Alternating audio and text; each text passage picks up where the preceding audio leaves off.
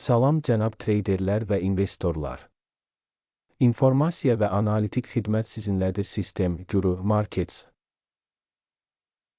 Şirkət haqqında ümumi məlumatlarla başlayırıq. Biraz daha hər bir parametrə daha ətraflı baxacağıq. Əgər maraqlanırsınızsa videonu dayandıra bilərsiniz. Tədqiq olunan şirkətin hər bir göstəricisini ətraflı nəzərdən keçirə bilərsiniz. Şirkətin cari fəaliyyətinə baxacağıq. Morgan Stanley, ticker, MS.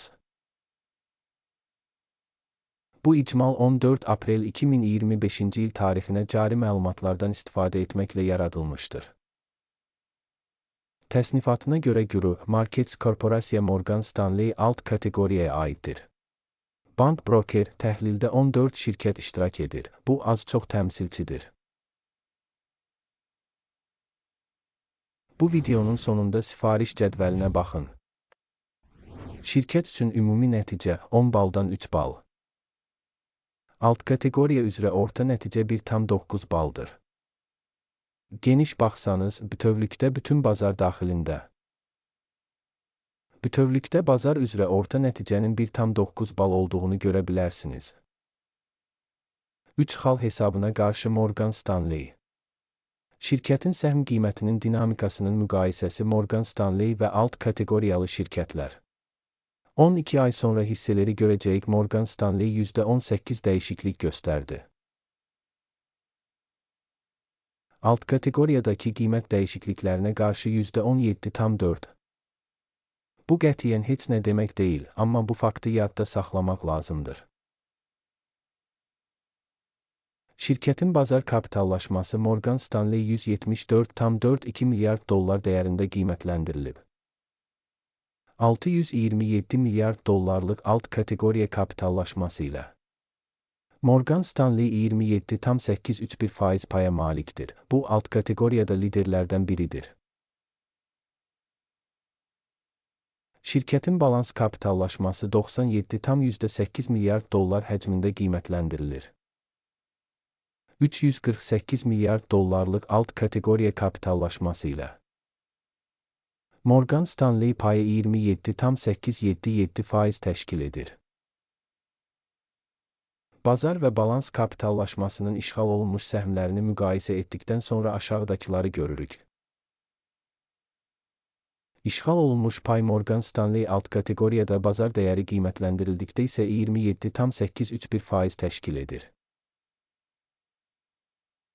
Balansın kapitallaşması 27,877% təşkil edir. Bu, birja kapitallaşmasının payından 0% çoxdur. Şirkətin bazar payının və alt kateqoriyanın balans dəyərinin qiymətləndirilməsi, yaxşı, 1 bal.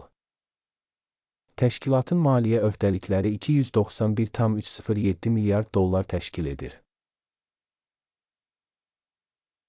Borcun balans dəyərinə nisbəti kapitalın 300,1%-ni təşkil edir.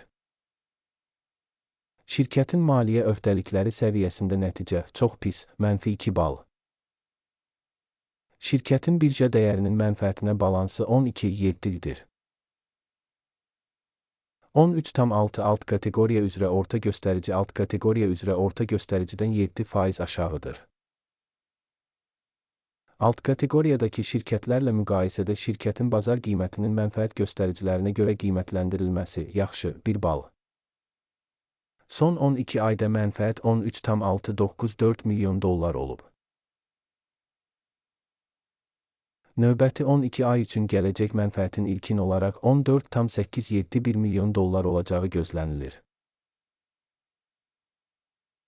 Bu, indikindən 8,6% çoxdur.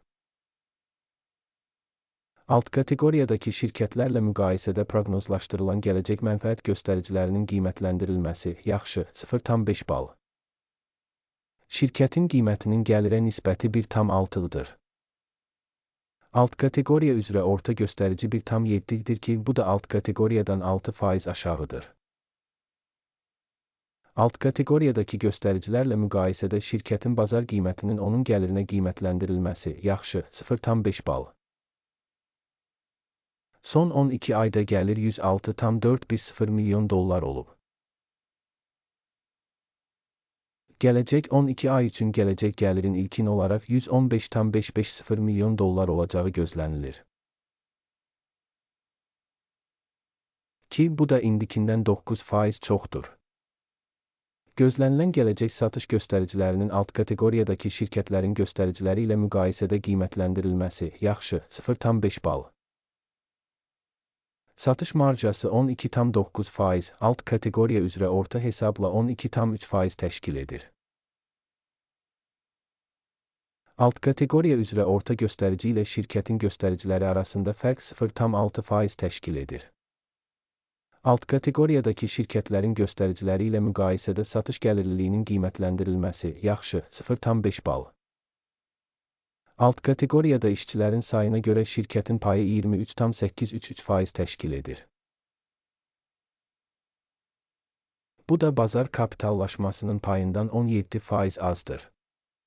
Bu fakt şirkətin cari mübadilə dəyərinin balanssızlığını göstərir. Morgan Stanley, yəqin ki, yenidən qiymətləndirməyə doğru. Təşkilatın hər bir işçisi üçün kapitalın məbləği $2,180,000 və alt kateqoriya üçün $1,867,000. Alt kateqoriya üzrə orta göstərici ilə şirkətin göstəriciləri arasında fərq 16,8% təşkil edir. Alt kateqoriyadakı göstəricilərlə müqayisədə bir işçiyə düşən şirkət kapitalının miqdarının qiymətləndirilməsi dözümlü 0 bal. Bir işçiyə düşən mənfəətin məbləği $171,100. Alt kateqoriyada orta göstərici ilə $136,800 və alt kateqoriya üzrə orta göstərici ilə şirkətin göstəriciləri arasında fərq 25%dir. Alt kateqoriyadakı şirkətlərin göstəriciləri ilə müqayisədə fərdi işçiyə düşən mənfəətin qiymətləndirilməsi yaxşı 0,5 bal. Şirkətin hər bir işçisinə düşən gəlir $1,330,000. Alt kateqoriyada $1,111,000. Alt kateqoriya üzrə orta göstərici ilə şirkətin fəaliyyəti arasındakı fərq 20%dir. Alt kateqoriyadakı şirkətlərin göstəriciləri ilə müqayisədə şirkətin hər bir işçisinə düşən gəlirin qiymətləndirilməsi yaxşı 0,5 bal. Qısa müddətli əməliyyatların həcmi 1,2%, alt kateqoriya üzrə orta hesabla 1,4% təşkil edir. Bu mümkün qısa sıxılma riskinin göstəricisidir. Göstərici rəası 14 şirkət üçün %43 səviyyəsini göstərir. Morgan Stanley. Alt kateqoriyada bu səviyyə 43%dir. Orta hesabla alt kateqoriyanın qiymətli kağızları səhmlərlə təxminən eyni qiymətləndirilir. Morgan Stanley.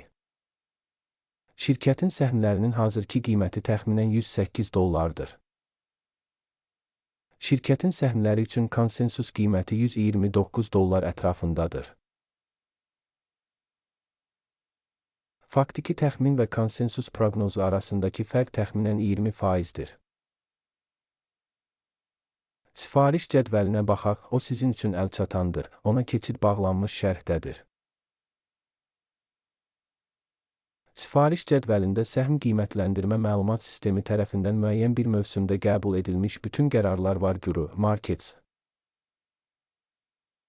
Sifariş cədvəlinə giriş pulsuz və açıqdır. Link bağlanmış şərhdə. Şirkətin təhlili əsasında Morgan Stanley. Məlumat və arayış sistemi Guru Markets aşağıdakı qərar qəbul edildi. Bu video baxış olduğu üçün ticarət açmayın. Bu videoya baxdığınız və məlumat və istinad sistemindən istifadə etdiyiniz üçün hamınıza çox sağ olun. Guru Markets. Siz hamınız həqiqətən bütün dünyada ən mükəmməl tamaşaçısınız.